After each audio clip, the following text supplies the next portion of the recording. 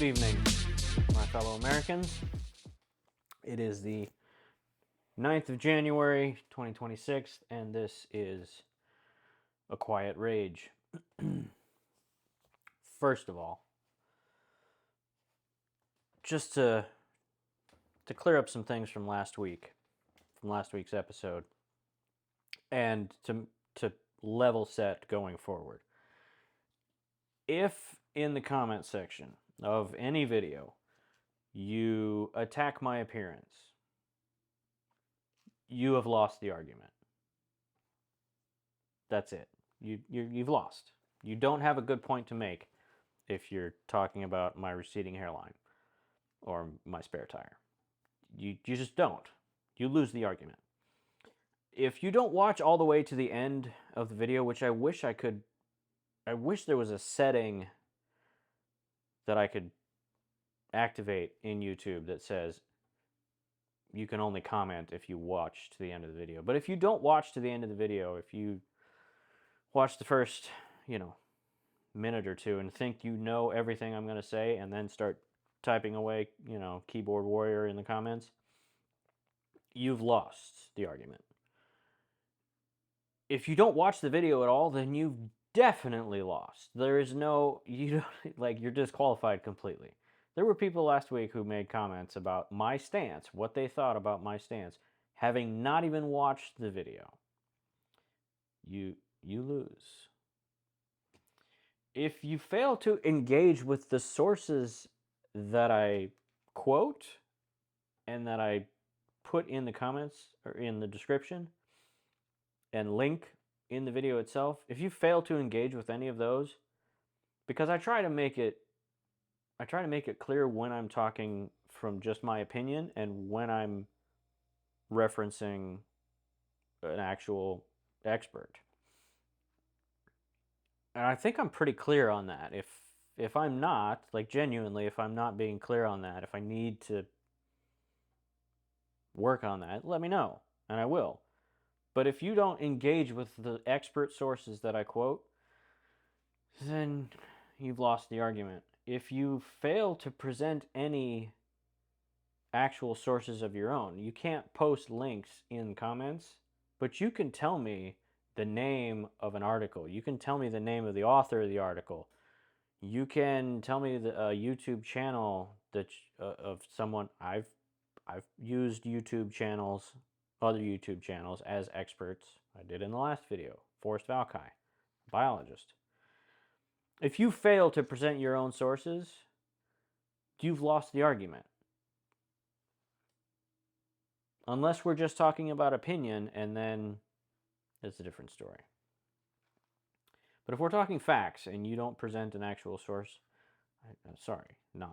you've lost the argument. Anyway, so by way of preamble, that's done. Obviously, this being the 9th of January, the most obvious thing in the news to talk about, the most obvious current event would be to talk about the shooting by an ICE agent of a civilian woman in Minneapolis on Wednesday, a couple days ago. And believe me, I have a lot to say about that incident. We're not going to talk about that tonight. That'll be next week's episode. It's still too soon. But we'll get to that. Don't worry. What I want to talk about today is what happened on the 3rd of January, the night of the 2nd into the 3rd of January, which, as you probably know, was the raid in Venezuela that captured Nicolas Maduro, the president of Venezuela. Now, was he duly elected?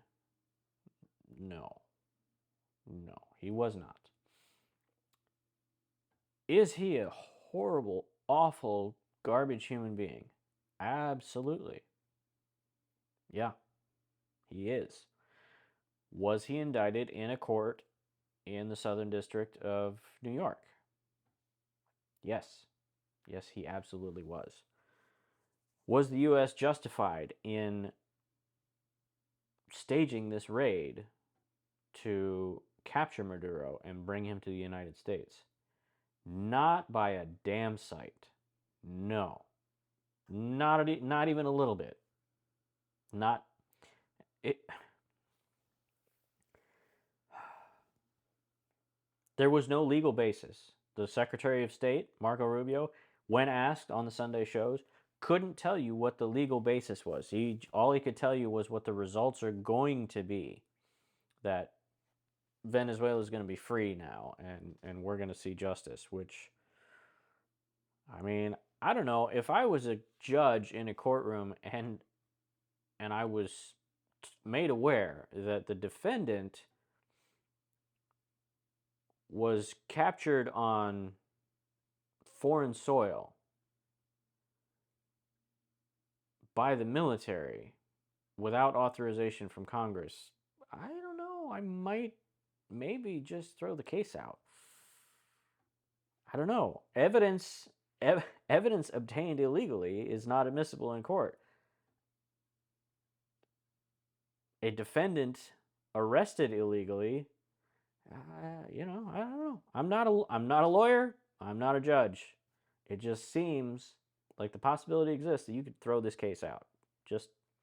That's just my opinion. Not even my opinion. It's speculation. Pure speculation. Don't come at me in the comments for speculation because you're going to look dumb. Especially when I tell you that it's speculation. But what I do know, what is a fact, is that the Secretary of State, Marco Rubio, when asked on camera what was the legal basis for this arrest, for this raid, couldn't give one because there isn't one. And I'm not the first person to mention this. What the United States military did in Venezuela sets a very dangerous precedent. If anyone can be indicted in a court and then a raid conducted by the military of the country of that court to bring that person back, or not even back, but to the court to stand trial, imagine this.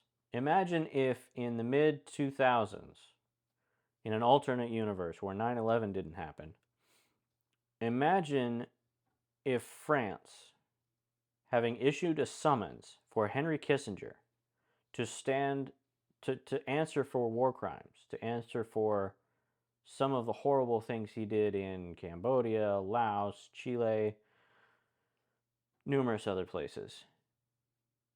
If the French army descended on Kissinger's place of residence, killed security guards, maybe police officers even, and bombed infrastructure, right? They bombed the local light plant, power distribution center, to make sure that the streets would be dark when they conducted their raid, so that Henry Kissinger could be spirited away to France to stand and answer for his crimes. You would forget that it's France, whatever country it would be, you would be rightly incensed, and you would rightly say, this was an act of war and we need to respond. Even though Henry Kissinger was, just like Maduro, a horrible person that did awful things and had zero redeeming qualities and should have stood trial, should have been in The Hague. Don't believe it. And this is fact, by the way. I'm not just pulling a famous name out of my head to make this point.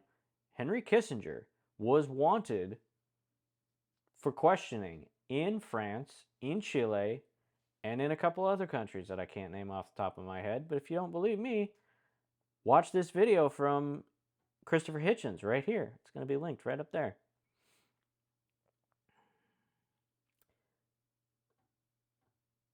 I mean,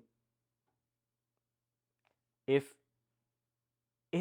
a foreign, if Jeffrey Dahmer had murdered and eaten someone from another country, and that country raided his residence, killed police officers and security guards, and bombed infrastructure in this country,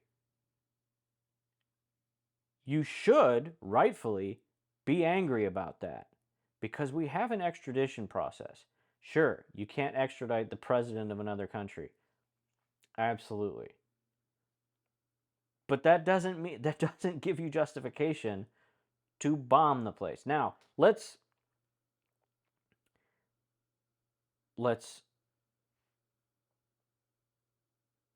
try to compare this Maduro raid to the closest recent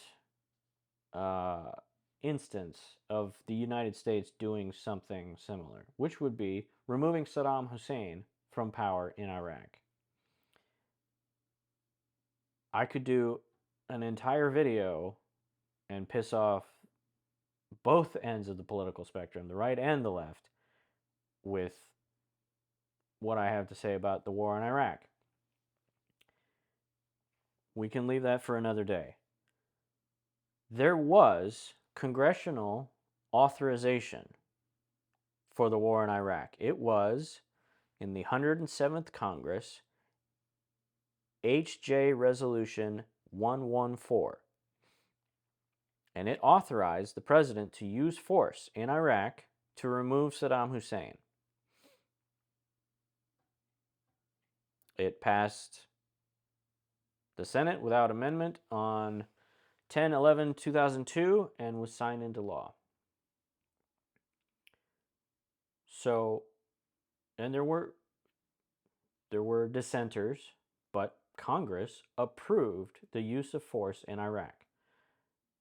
Congress was not even informed about the raid, the Maduro raid. They found out when we found out, except that the Washington Post, remember how Trump said he didn't want to inform Congress because Congress has a tendency to leak? I'm going to post in the description, the Washington Post and the New York Times knew about this raid. And to their credit, understanding that publishing anything about it, putting anything out, would endanger the lives of the U.S. service members conducting said raid, did the most responsible thing, perhaps, which is they didn't say anything.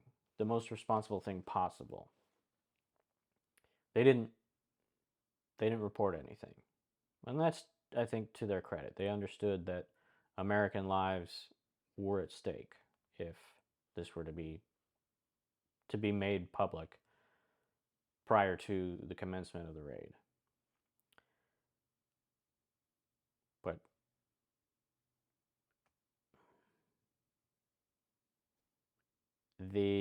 those two news organizations didn't find out from Congress, so I don't know, somebody else leaked. Could have been somebody in the Trump administration, could have been somebody in the military. We don't know. But anyway, using the excuse that Congress leaks things does not equal justification to just not inform them and go off on your own, kidnapping the current leader, rightfully elected or not, of another country.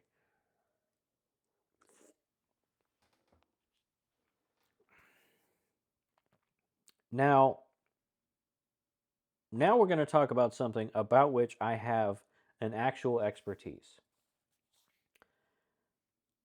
Nothing I am going to say for the next few minutes is an opinion whatsoever.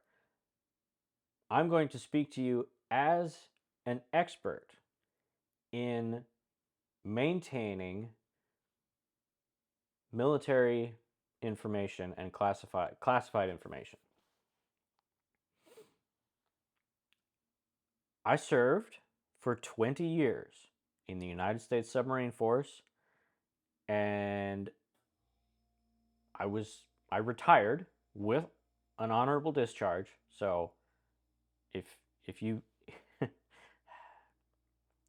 if, like that clown last week, you want to challenge me on whether I was honorably discharged or not, suck my dick. I retired honorably. Anyway, I have an expertise in the collection, protection, and classification of military information. Let's have a look at a couple of the photos that the Trump administration released of him and his, well, some people that we recognize. There's Secretary of State Marco Rubio. There's Secretary of Defense Pete Hegseth, and others. And they're all sitting. This is in Mar-a-Lago, by the way. And this is allegedly, according to the Trump administration, the Department of Defense, this is actual photos of Trump and his secretaries watching the raid. An in progress, highly classified military operation. And they are surrounded by black curtains. Curtains that don't go all the way to the ceiling. Curtains that aren't even closed. This, ladies and gentlemen, is not a skiff, which is where they should be if they're watching an ongoing, highly classified military operation. SCIF, by the way, stands for, and I made sure to write it down just so I don't stumble over myself, a SCIF is a sensitive, compartmented information facility. The information is sensitive. It shall remain compartmented. That compartmented part is very, very important. Just as an example, I was a submarine sailor. I was authorized to observe, collect, and maintain certain pieces of information during submarine operations, my submarine operations. I was authorized to be briefed on previous operations in the same areas of the same kind. I was not authorized to speak to anyone who didn't have the classification that I had and the need to know. I can't say another submarine sailor on another submarine. Maybe they're going to be in dry dock for the next year. Who knows? Whatever the situation may be. I have no justification to discuss, even if they're on board my submarine, which is an open skiff. That's a whole nother thing. Even if they're on board my submarine, or if I am on board theirs, we cannot talk about just willy-nilly classified operations. We have to have authorization to discuss whatever it is we're going to discuss. And there authorization and a reason. There's got to be a reason. After we conducted our operations, even amongst people, amongst the crew who had all been there, all had authorization to conduct, maintain, etc., we were not allowed to just talk about what we had done unless we were in a specific setting, a debriefing setting, discussing lessons learned, etc., briefing our area commanders, briefing our other intelligence community members who had a need to know. Is this seeming a little tedious? Yeah, it can be. Is this seeming like there are layers to this? Absolutely. And these clowns are watching a highly classified, in progress, very dangerous military operation, highly coordinated military operation amongst numerous branches of the military. These guys are watching it with open curtains. An administration that has had significant issues with classified information previously on numerous occasions, especially with Pete Hegseth. These people don't give a shit about any of this stuff. They don't care about need to know. They don't care about classification. They don't care about actual things actually being secure. They just want to look cool. They just want the photo op. They just want to be able to stand and complain, or exclaim that mission was accomplished. They just want to puff up their chests and act all big and bad. They don't actually care about the military members conducting this operation. They don't care. If they did, they'd be in a skiff. But let's say, just for the sake of argument, that this is all a stage, right? These aren't the actual photos of the actual skiff in Mar-a-Lago. Let's just say. Look at this laptop that Hegseth is using.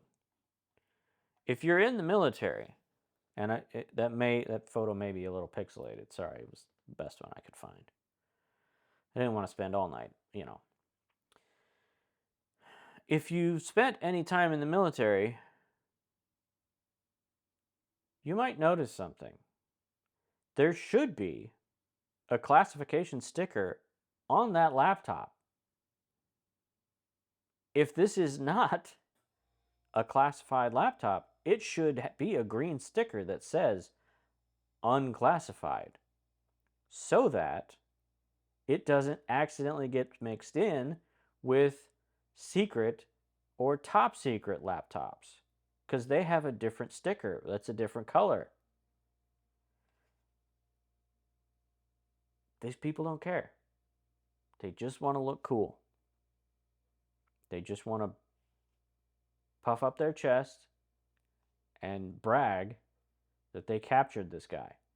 By the way, that whole thing that I was talking about, capturing Kissinger or Jeffrey Dahmer, killing security guards and stuff like that, United States service members killed people, armed guards in a different country. It was described by the commander of the Joint Chiefs, Mr.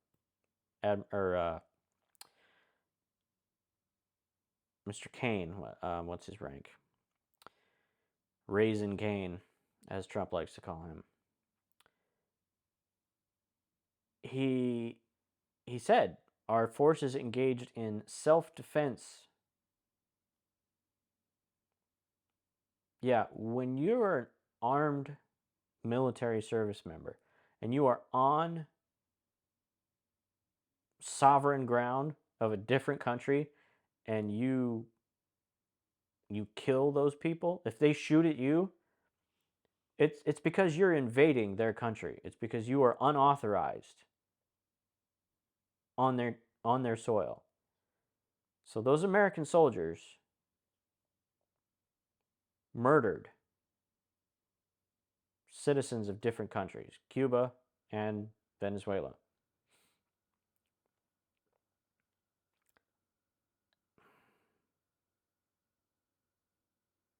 When are we going to learn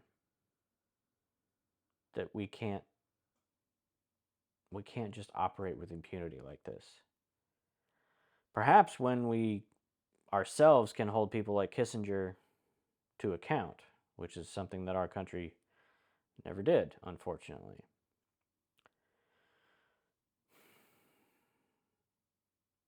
So here we are,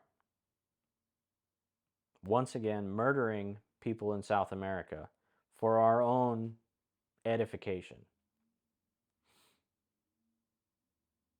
Now I'm back more towards opinion, for those of you keeping score at home.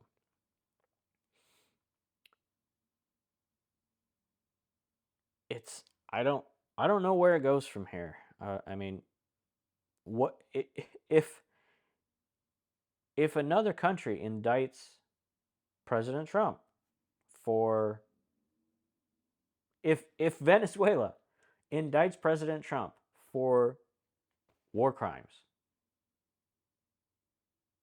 for illegally sending U.S. forces to kill citizens of Venezuela and Cuba and to kidnap the president of Venezuela, is Venezuela then justified in invading the United States, invading Washington, D.C., bombing critical infrastructure, killing security guards and military members to kidnap our president? Is that... Apparently that's legal. Apparently that's... Well, not legal. Apparently that's just allowed. We can do that. That's cool. Again, there was no legal basis. These people didn't think any of this through. They just thought, you know what? We could probably pull this off, and wouldn't it be fucking sweet if we did? Wouldn't we look so badass if we pulled this off? And they don't have a plan. We're going to run the country now? Who is? There's no plan. We don't have a plan. They don't have a plan. It's very much like Iraq, only worse.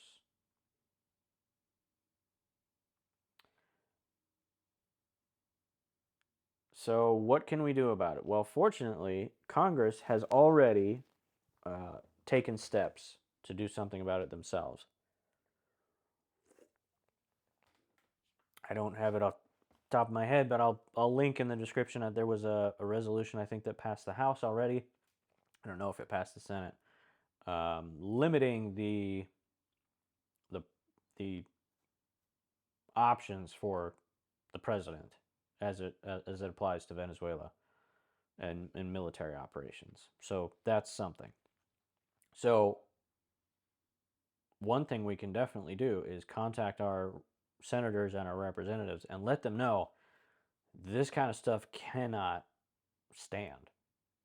And if these things come up for a vote, they need to vote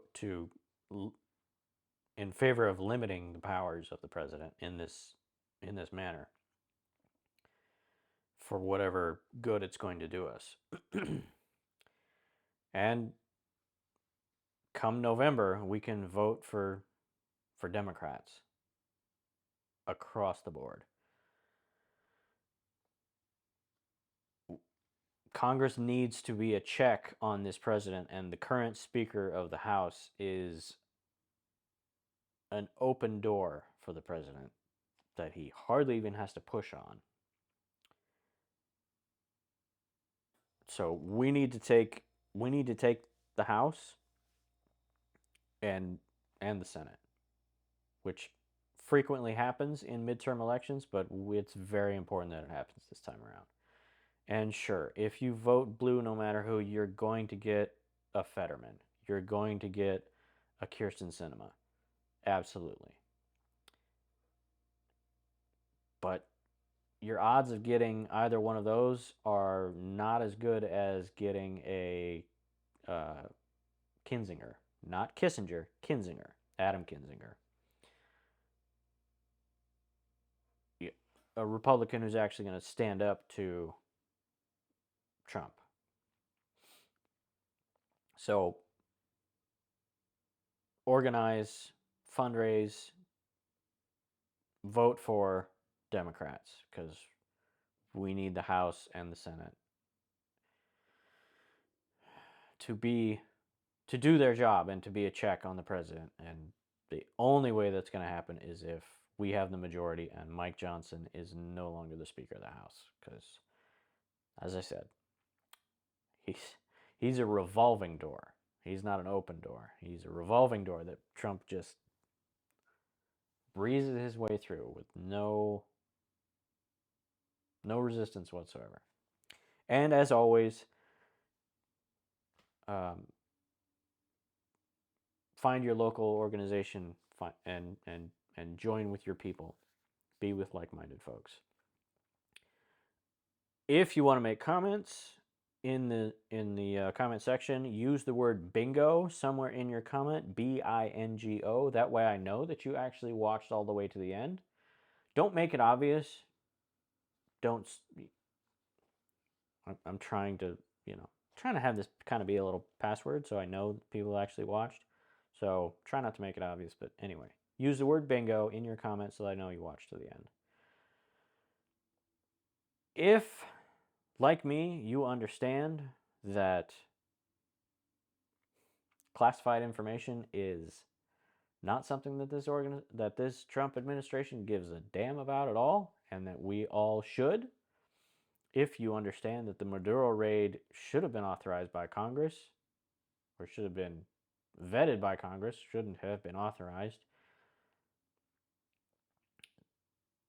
If you agree, if you are like mind with myself, then keep your powder dry and keep your quiet rage. And good night, my fellow Americans.